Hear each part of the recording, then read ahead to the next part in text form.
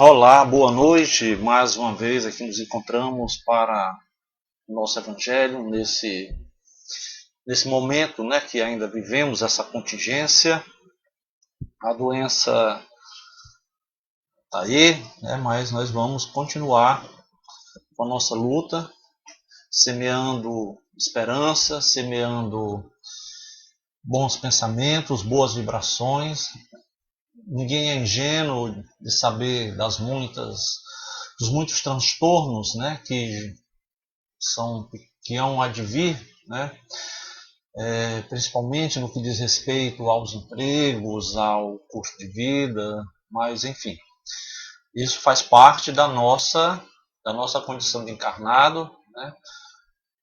O brasileiro, ele é um povo guerreiro, né? É um povo unido, é um povo que sabe lutar, é um problema do mundo todo, então isso significa que haverá um esforço mundial, não tenho dúvida, para que as coisas voltem a funcionar na normalidade. Então é um problema que não é só nosso, é um problema do mundo todo, certo? Então quando afeta o mundo todo, muita gente vai se mexer para ajudar, né? Vamos abrir o nosso evangelho com aquela oração maravilhosa. Vamos dessa forma nos conectar com Jesus, com os bons espíritos, com aqueles que não são adeptos do espiritismo, mas que nesse momento se congregam, né, na mesma corrente de fé, com o santo de sua devoção, com o seu anjo da guarda, certo? Antes de começarmos para valer, temos sofrido muitas quedas, né, do sinal. Então, se cair, volte que eu vou estar me esforçando aqui para reconectar o mais rápido possível, tá bom? Então vamos a cada dia tentando superar uma dificuldade. De hoje a gente espera estar com um som melhor para quem acompanha pelo Instagram. Lembrando que depois que eu termino, eu coloco o vídeo no YouTube, né, no canal da Casa de Miramês. Vocês podem ir lá, Casa de Miramês, e vocês vão encontrar os nossos evangelhos, né, nossas palestras. Vamos então elevar o pensamento à mais alta vibração, nosso amado Jesus, e juntos, com muita fé, com muita confiança, dizer: Pai nosso que estás no céu, santificado seja o vosso nome, venha a nós o vosso reino, seja feito a vossa vontade, que na terra como no céu. O pão nosso de cada dia nos dai hoje. Perdoai as nossas ofensas, assim como nós perdoamos a quem nos tem ofendido. Não nos deixeis cair em tentação, mas livrai-nos do mal. Amém. Então vamos para o nosso evangelho. É um texto muito interessante, é um texto que eu particularmente não gosto muito, mas não nos cabe aqui julgar e sim dar o melhor comentando. Eu diria que ele é necessário, é uma discussão extremamente necessária. A ingratidão dos filhos e os laços de família. Ele faz parte do capítulo 14 do Evangelho segundo o Espiritismo, cujo tema é honrar o pai e a mãe. Tá? Então, antes de eu entrar no comentário, depois da leitura, vamos explicar um pouquinho sobre esse mandamento, né, que aprendemos no Catecismo. É um texto ditado por Santo Agostinho em Paris no ano de 1862. Ele diz o seguinte, que a ingratidão é um dos frutos mais imediatos do egoísmo e revolta sempre os corações honestos. Entretanto, a ingratidão dos filhos em relação aos pais tem um caráter ainda mais odioso. É particularmente sobre o ponto de vista da ingratidão dos filhos para com os pais que faremos análise de suas causas e de seus efeitos. Também, nessa questão, como em tantas outras, o Espiritismo vem esclarecer um dos grandes problemas do coração humano. Quando o espírito deixa a terra, leva consigo as paixões e as virtudes próprias de sua natureza. retorna ao plano espiritual para se aperfeiçoar ou permanecer estacionário até que deseje se esclarecer. Muitos desencarnam levando consigo grandes ódios e desejos de vinganças que não puderam executar. Os que estão mais evoluídos conseguem perceber uma parte da verdade. Compreendem então os efeitos danosos de suas paixões e procuram se melhorar, reconhecendo que para chegar até Deus só existe um caminho, a caridade. Porém, não existe caridade sem o esquecimento das ofensas e das injúrias. Não existe caridade com ódio no coração. E não existe caridade sem perdão.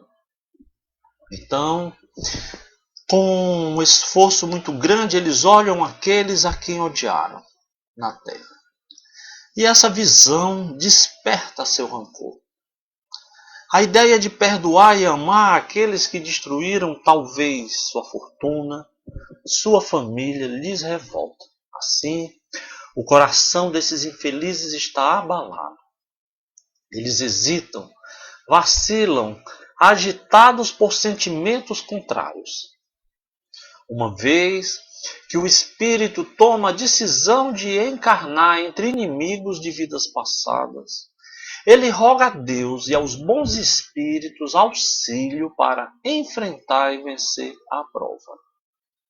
Após anos de meditação e prece, o espírito aproveita-se de um corpo que está em preparo e pede aos espíritos encarregados de transmitir as ordens superiores permissão para encarnar na família daquele a quem detestou. Realizará na terra o destino daquele corpo que acaba de se formar. Qual será então sua conduta nessa família? Ela dependerá da maior ou menor persistência em cumprir as resoluções tomadas antes de reencarnar. O contato incessante com aqueles a quem odiou é uma prova terrível e muitas vezes o espírito fracassa se não tiver uma vontade bastante forte. Assim, conforme prevaleçam ou não as boas decisões que tomou, ele será amigo ou permanecerá inimigo daqueles em cujo meio veio viver. É desse modo que se explicam os ódios, as repulsas instintivas que se notam em certas crianças e que nenhum ato anterior consegue justificar. Para compreender essa antipatia é necessário voltar os olhos ao passado, pois não existe nenhum fato nessa nova existência que possa explicá-la. Espíritas, compreendam o grande papel da humanidade. Compreendam que quando se gera um corpo, a alma que nele reencarna vem do plano espiritual para progredir. Cumpram com seus deveres e façam o que for possível para aprimorar essa alma de Deus, mas façam com muito amor. Essa é a missão que foi confiada a vocês. E serão recompensados se a cumprirem fielmente. Os cuidados, a educação que vão lhe dispensar ajudarão no seu aperfeiçoamento e no seu bem-estar futuro. A cada pai e a cada mãe, Deus perguntará: o que fizeram do filho que lhes foi confiado? Se permaneceu atrasado por culpa de vocês, seu castigo será vê-lo entre os espíritos sofredores. Pois sua felicidade dependia da dedicação que dispensariam a ele. Então, atormentados pelo remorso, pedirão uma oportunidade para repararem a falta. Solicitarão uma nova encarnação para ambos, na qual irão criá-lo com maior cuidado, e ele, cheio de reconhecimento, irá retribuí-los com seu amor. Não rejeitem, portanto, o filho que no berço repele a mãe, nem aquele que só sabe pagar com ingratidão o que recebe. Não foi o acaso que o fez assim, como também não foi o acaso que o enviou para dele cuidasse. para que dele cuidassem. É o passado que está se revelando e através dele podem deduzir que um ou outro já odiou muito ou foi muito ofendido. Que um ou outro veio para perdoar ou para expiar as desavenças de vidas anteriores. Mães, abracem um filho que lhes causa desgosto e digam para vocês mesmas, um de nós é culpado. Façam por merecer os prazeres da maternidade, ensinando a seus filhos que estão na terra para se aperfeiçoar e para aprender a amar. Muitas mães, em vez de combaterem pela educação os maus princípios de nascenças provenientes de existências anteriores, mantêm e desenvolvem esses mesmos princípios por serem fracas no agir ou por serem negligentes. Mais tarde, com o coração amargurado pela ingratidão dos filhos, sofrerão, já nessa vida, o começo de suas expiações. A tarefa não é tão difícil quando podem pensar, pois ela não exige cultura. Tanto o ignorante quanto o sábio podem cumpri-la. O Espiritismo vem facilitá-la, ensinando-nos a causa das imperfeições humanas. Eu vou parar por aqui, porque nós temos ainda uma página e meia. Eu acredito que é uma das maiores leituras do Evangelho, né, segundo o Espiritismo. Eu falei para vocês, né, que o título desse mandamento, os 10 mandamentos, no princípio, eles tinham uma descrição maior do que essas atuais. Então, para facilitar, né, a absorção, né, pelos cristãos no passado, principalmente os católicos, né, então nas muitas mudanças que foram sendo feitas, ele foi também mudado, né? Então a descrição antiga de honrar o pai e a mãe, até o U, em muitos cantos são tirados, é honrar pai e mãe, né? Então tiraram o U e a mãe. O título era esse: honrem o pai e a mãe a fim de viverem por mais tempo na terra que Deus dará a vocês, né? Então essa definição foi tirada porque ela criava alguns conflitos com o dogma da ressurreição e a negação da reencarnação. Mas vamos aos nossos comentários. Hoje eu não trouxe nenhum livro para assessorar, porque só o texto de Santo Agostinho é bastante para a gente discutir. Mas é bom a gente começar a falar, né, que Santo Agostinho foi um filho que deu muito trabalho à sua mãe, né? Ele nasceu em 354 e desencarnou em 430 depois de Cristo, né? Então logo nos primeiros séculos do cristianismo, né? Ele nasceu e desencarnou na África, foi bispo de Pona, uma cidade da Argélia que hoje se chama Annaba, certo? Então Santo Agostinho foi, quem não conhece sua história, foi um teólogo da igreja, né, e também da codificação espírita. Então é alguém que vale a pena a gente ler e conhecer o seu ensinamento, né? Então logo na primeira linha ele diz que a ingratidão é um dos frutos mais imediatos do egoísmo e revolta sempre os corações honestos. Nesse texto nós temos aqui algumas coisas pesadas, né? Egoísmo, ele fala muito de ódio. Então será que cabe ódio numa relação de pai e mãe, né? De pai e filho, né? Será que cabe isso, né? Será que uma mãe consegue odiar alguém que saiu de dentro de si, ou um filho, né, odiar uma mãe? Nós sabemos que essas situações, infelizmente, elas existem, né? No final desse texto, onde eu não cheguei a ler, ele fala que isso gera uma angústia terrível. E com certeza é muito angustiante. Porque muitas vezes esses sentimentos eles brotam dentro da pessoa e ela não sabe a razão, né? Então ela não sabe por que ele está acontecendo, tá? Gratidão é aquela ação, né, de quem não reconhece os benefícios ou favores que recebeu. É alguém que é mal agradecido, né? E vamos lá, o que ele diz mais, né? A ingratidão ela foi muito interessante numa novela, né, Laços de Família, se eu não me engano, está até sendo repetida agora, né? Há uma mãe que batalha muito, né, uma mulher que faz serviços que geralmente são feitos por homens, manutenção de água, de esgoto, serviços braçais, né, de manutenção de casa. Não me falta elétricos e hidráulicos, pronto. E ela trabalha duro, né, para pagar uma faculdade de medicina por filho, né? Então há um momento em que ela está na casa de um cliente, por sinal a namorada do filho, e lá o filho faz de conta que a não conhece, né? Então é uma cena clássica, muito bonita, para se aprender, se levar adiante e que ela não se repita, né? Então o Santo Agostinho diz que quando o espírito volta ao plano espiritual, né, ele vai para se aperfeiçoar ou se estacionar, né? Mas uma hora ele tem que voltar. E esse espírito precisa voltar para o meio, né, daquelas pessoas a quem ele prejudicou, né?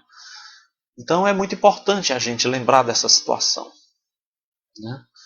Que resolver as coisas por aqui, como disse Jesus, né? Que devemos fazer as pazes enquanto caminhamos com o inimigo lado a lado. E eu suponho que nenhum de nós tem inimigo, né? Pode ter alguém que por alguma razão não goste de gente, mas inimigo não. Ódio, eu tenho certeza que nenhum de nós, né? É uma certeza que eu espero se concretizar, também deseja ódio, né? Porque o ódio é um veneno perigosíssimo. É como se pegasse assim um copo cheio desse vírus que está aí e dissesse, bebe. Pronto. Esse estrago é o estrago do ódio. Tá? Seria assim, a pessoa estava se envenenando. Então, prosseguindo com o Evangelho, esse espírito precisa voltar. E nesse regresso, né, ele vai precisar trabalhar o perdão. Ele ou as pessoas que vão receber, né? E esse perdão, quando ele precisa acontecer no lar, né, de alguém a quem, num passado distante, destruiu sua vida, né, alguém que lhe trouxe muitas dores, muitos males, muitas tristezas, precisamos convir, vai ser muito difícil, né? Vai ser muito difícil. E mais uma vez aparece em outro texto uma palavrinha-chave, né, que é a senha para a gente evoluir, a caridade. A caridade. Só que a caridade, né, ela nesse momento ela é uma caridade que ela vai se desprender totalmente de qualquer contexto material. É uma caridade que vai de encontro a uma ação de perdoar, uma ação de recomeçar. Porque enquanto essa situação não for resolvida, esses espíritos antagônicos de alguma maneira vão estar ligados. Vai chegar uma hora que um vai dizer, eu não quero mais isso. Então esse espírito vai subir, mas aquele outro ainda vai continuar atormentado. E aquele que se libertou em algum momento vai querer vir ajudá-lo de alguma forma. Tá? Então vamos praticar a caridade do perdão, de dar e receber perdão. Vamos avançando, né? Não resta dúvida que é uma grande prova, eu já marquei isso aqui, né? Agora, curiosamente, é um pedido que se faz, né? Que se faz antes de reencarnar, né? Se faz antes de reencarnar. E muitas vezes a pessoa se esforça, né, para manter, né, aquela missão, né, e se vale de muitos meios. Quando ela descobre que o Espiritismo, né, tem essa facilidade de conexão com o mundo espiritual, né, mas nem sempre o telefone toca de lá para cá, como dizia o Chico, as pessoas buscam tentar compreender. Então, na Casa de Miramês, nos muitos trabalhos que fazemos, né, muitos envolvem a mediunidade, naquilo que nós chamamos de análise de ficha, Muitas vezes mergulhamos no passado daquelas pessoas que nos buscam ajuda. E encontramos, né, encontramos a resposta, né, para tanto ódio, para tanta falta de empenho. Né? Nós, quando falávamos dos laços de família, né, numa outra, aquele caso de pessoas que se sentem melhor dentro de uma família que não é a sua consanguínea do que dentro do seu próprio lar. Né? Quer dizer, são espíritos afins. Então, secretamente, né, dentro daquela família, a bondade de Deus faz que aquilo permaneça oculto. Ela não sabe a razão por que ela não se dá tão bem dentro do seu próprio lar. É porque são inimigos. Muitas vezes o pai não se dá com o filho porque aquela que hoje é a mãe de um, a esposa de outro, foi uma mulher disputada no passado pelos dois. Né? Então eles não conseguem se entender. Às vezes mãe e filha, na mesma situação, se rivalizam. Muitas vezes foi alguém que teve o lar destruído por um adultério, né? Um homem que gostava de frequentar um determinado ambiente, determinado local, e lá ele levava todo o sustento da sua família, de lá ele contraiu doenças e trouxe para o seu lar, e isso de alguma maneira destruiu, né, aquele ninho, né, de família, de amor que tinha sido planejado. Certo? Então depois essas pessoas voltam, né, para fazer as pazes. Então é uma missão. Certo? Muito bem, vamos andando. Então, Santo Agostinho traz aqui muito por cima o processo do reencarne. Né? Então é um espírito, um corpo que está sendo preparado, e o espírito, aquela parte energética, né, imaterial, procura ir até aquela família. Tá? Então isso previamente já está acertado. Eles combinam, mas até a hora do nascimento vai tendo os acertos. É uma conversa legal, que a gente pode outro dia conversar só sobre isso. E ele fica combinado que ele vai vai mudar a sua aparência, o seu nome, talvez o seu sexo, e virar aquela pessoa que vai nascer. Né? Então é assim que o espírito começa com a sua missão. No tempo do vírus da Zika, né, nós estávamos de uma sequência de reuniões mediúnicas tratando dessa situação, né, porque sempre que há uma epidemia, algo semelhante ao que vivemos, há uma grande movimentação disso pelo plano espiritual. Porque muitos espíritos do baixo astral, eles procuram tirar vantagem dessa situação. Então, o médium foi levado a uma maternidade do plano espiritual e lá ele se encontrou, né? E através dele esse diálogo foi replicado. Uma mãe queria receber uma criança com as deformações devido a ter sido contaminada com o vírus da Zika. Né?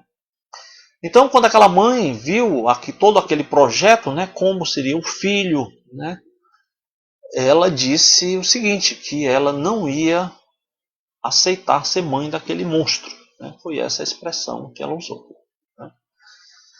Então, na condição de dialogador, né, eu fui esclarecê-la por que ela precisava passar por aquilo. Né? Então, usando os recursos, né, da regressão de memória, fizemos ela abrir o álbum das vidas dela e olhar para o passado. Então tinha sido uma pessoa altamente comprometida. Alguém altamente endividado. Alguém que tinha feito mal a muitas pessoas.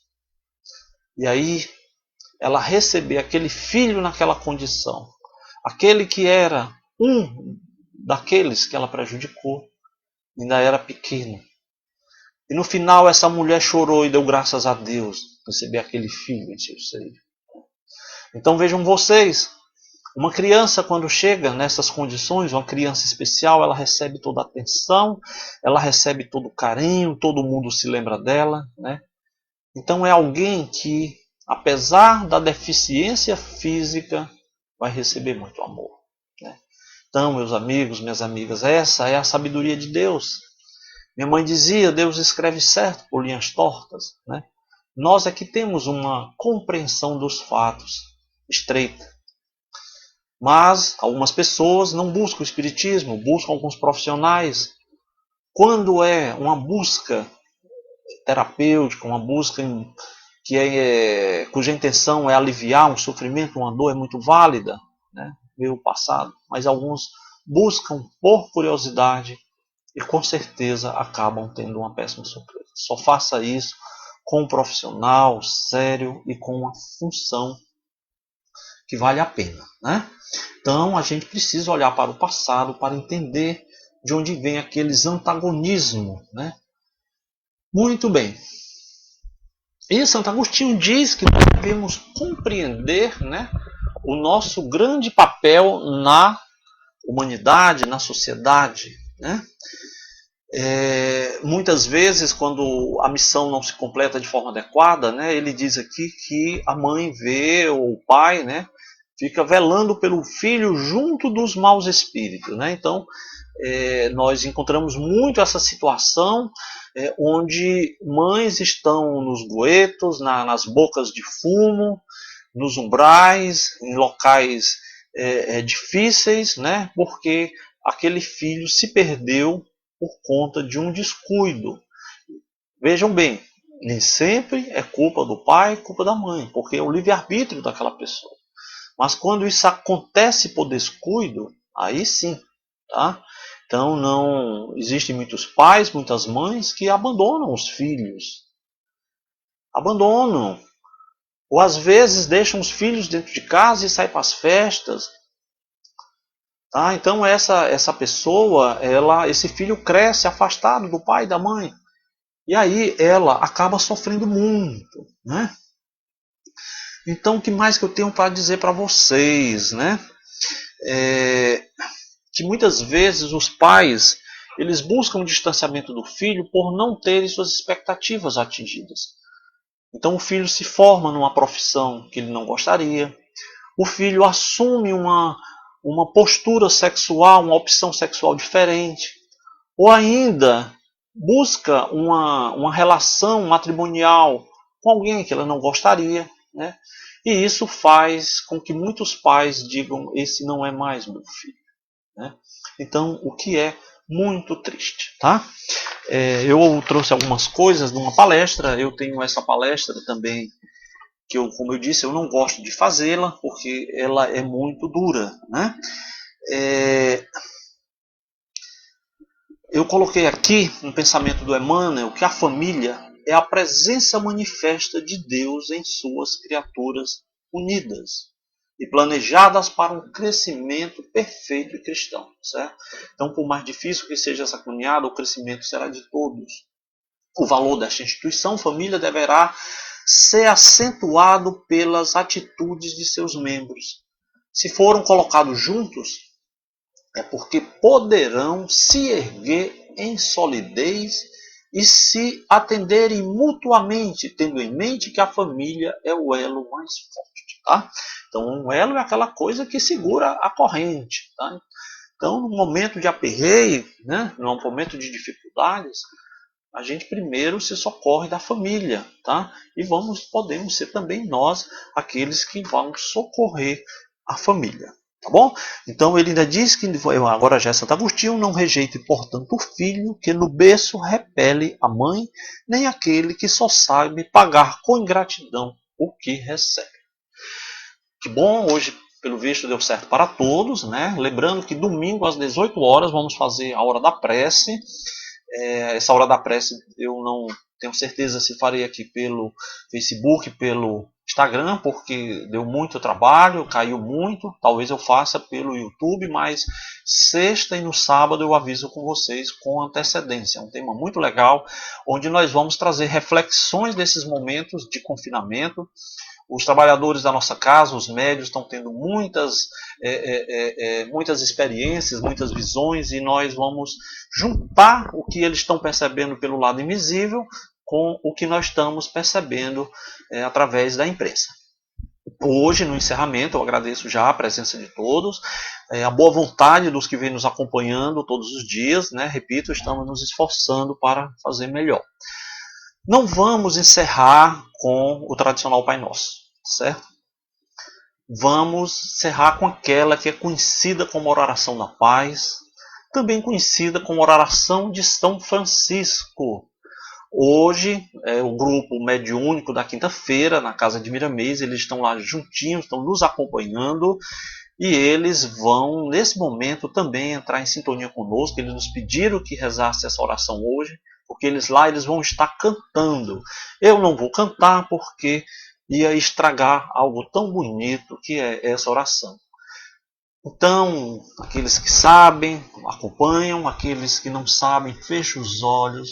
Vamos imaginar o santo de Assis, o pobrezinho de Assis, nos abraçando nesse momento de tanta dificuldade com que estamos passando. Vamos sentir umas mãos meigas, suaves, cheiro de flores, cantos de pássaros. E juntos vamos sentir aquela luz, aquela doçura nos envolvendo e dizer: Senhor, fazei-me instrumento de vossa paz. Onde houver ódio, que eu leve o amor. Onde houver ofensa, que eu leve o perdão. Onde houver discórdia, que eu leve a união. Onde houver dúvida, que eu leve a fé. Onde houver erro, que eu leve a verdade. Onde houver desespero, que eu leve a esperança. Onde houver tristeza, que eu leve a alegria. Onde houver trevas, que eu leve a luz.